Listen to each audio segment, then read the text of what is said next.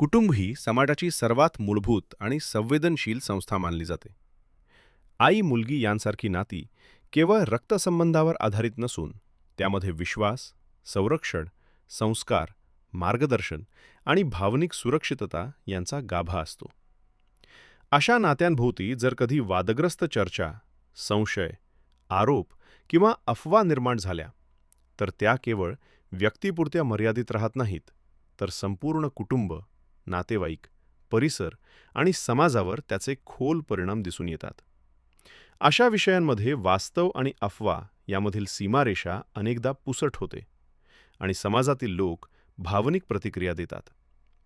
परिणामी बदनामी, सामाजिक बहिष्कार, मानसिक तणाव, नैराश्य, कौटुंबिक तुटण तसेच व्यक्तींच्या आयुष्यावर दीर्घकालीन परिणाम होऊ शकतात. मानसिक दृष्टिकोनातून पाहिले असता कुटुंबातील नात्यांबाबत वादग्रस्त चर्चा निर्माण झाल्यास सर्वाधिक परिणाम मुलांवर आणि तरुणांवर होतो.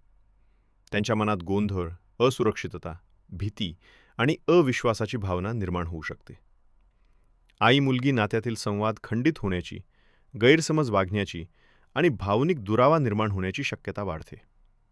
त्यामुळे अशा परिस्थितीत समुपदेशन, मानसिक आधार आणि योग्य मार्गदर्शन अत्यंत गरजेचे ठरते.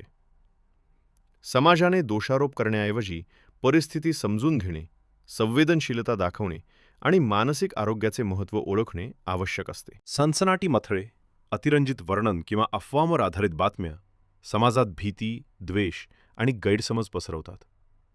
त्यामुळे माध्यमांनी समाजप्रबोधन, नैतिक मूल्य, कायदेशीर माहिती आणि समुपदेशनाच्या गरजेवर भर देणे अधिक योग्य ठरते. एकूणच आई मुलगी यांसारख्या नात्यांभोवती निर्माण होणारे वादग्रस्त विषय हे केवळ व्यक्तिगत नसून सामाजिक प्रश्न बनतात.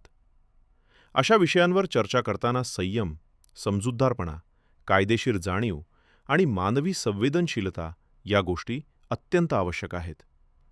समाजाने दोष देण्याऐवजी संवाद, समुपदेशन आणि योग्य मार्गदर्शनाचा मार्ग स्वीकारला तर अनेक कुटुंबे तुटण्यापासून वाचू शकतात आणि व्यक्तींचे मानसिक आरोग्य सुरक्षित राहू शकते. धन्यवाद.